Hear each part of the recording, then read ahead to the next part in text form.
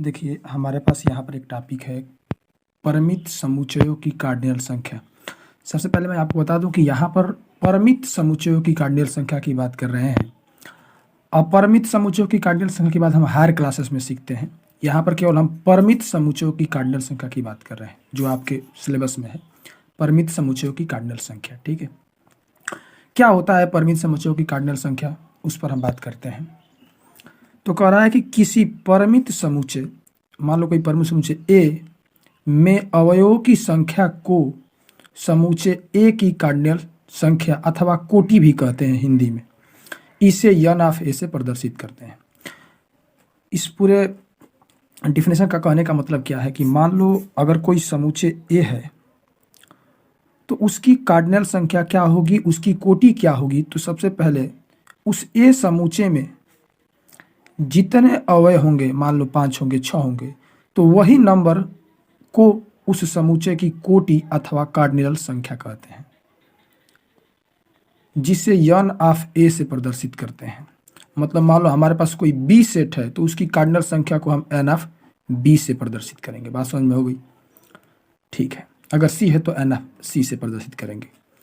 Cardinal संख्या कुछ नहीं होता है, जिस सेट का हमको कार्डिनल संख्या निकालना है, कोई भी सेट, हमारे पास क्यू एक सेट है, अगर क्यू सेट की कार्डिनल संख्या निकालनी है तो उस सेट में जितने नंबर ऑफ एलिमेंट होंगे, उस सेट में जितने नंबर ऑफ एलिमेंट होंगे उसी संख्या को उस समुच्चय का कार्डिनल संख्या कहते हैं या कोटि कहते हैं। जैसे एग्जांपल की मैं बात करूं तो जैसे मान लो हमारे पास यहाँ पर एक कोई ए समुच्चय है, उसमें 1 2 3 4 ऐसे सेट है। मैं आपसे पूछूं कि यन ऑफ ए कितना होगा।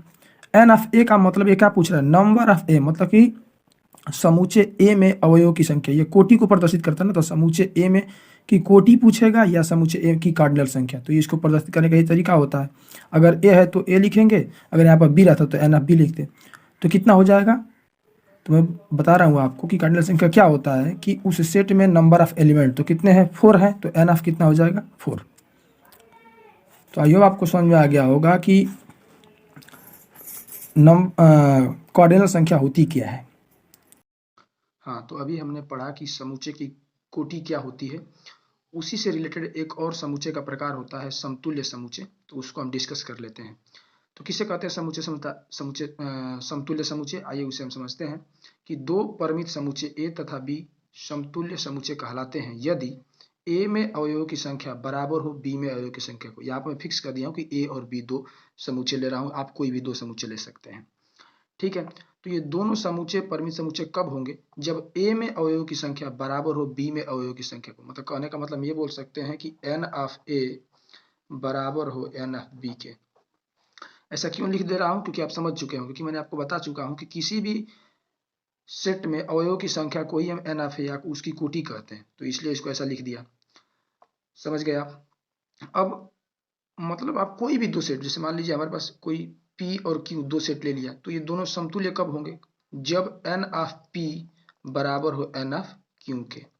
तो ये दोनों सेट क्या हो जाएंगे, समतुल्य हो जाएंगे। हम इस तरह से भी कह सकते हैं या इस तरह से भी कह सकते हैं कि P में जितने अवयव होंगे उतने अवयव भी Q में होने चाहिए, तो वो दोनों के दोनों सेट क्या हो जाएंगे, समतुल्य समुच्चय हो जाएंगे। अच्छा, समतुल्य समुच्चय को हम इस साइन द्वारा प्रदर्शित करते हैं। यदि कोई भी दो समुच्चय समतुल्य होगा तो इस साइन द्वारा प्रदर्शित करते हैं। यहाँ पर ए भी मैं चूंकि लिया हूं तो ए और साइन लगाकर बी लिख दिया हूं, ठीक है। आप पी क्यों लिख, अगर दो समुच्चय तो यहाँ पर ऐसे साइन बीच में इनके लगा देंगे, ठीक है ना। तो हाँ, तो आप समझ गए होंगे, मतलब कोई भी दो समुच्चय समतुल्य कब होगा, जब दोनों सेट में नंबर ऑफ एलिमेंट अवयवों की संख्या बराबर हो तो वो दोनों सेट समतुल्य हो जाएंगे। हाँ, एक बात मैं और बता दूं कि वह इस परिभाषा में कह रहा है कि परिमित समुच्चय, मतलब पहले तो वो परिमित होना चाहिए। क्यों? क्योंकि अगर परिमित नहीं होगा तो उनमें हम अवयवों की संख्या को नहीं काउंट कर सकते, ठीक है। तो यही कारण है कि परिमित समुच्चय होने चाहिए सबसे पहले, अपरिमित नहीं होने चाहिए। क्यों? क्योंकि अपरिमित अगर रहेगा तो उसमें हम नंबर ऑफ एलिमेंट को गिन नहीं सकते, ठीक है। तो यही कारण है कि वो परिमित समुच्चय ले रहा है। जैसे मैं एक एग्जाम्पल की बात करूं, मान लीजिए हमारे पास एक एग्जाम्पल है A equal to A B C, ठीक है, और कोई दूसरा सेट हमारे पास बी है, उसमें 1 2 3, ठीक है।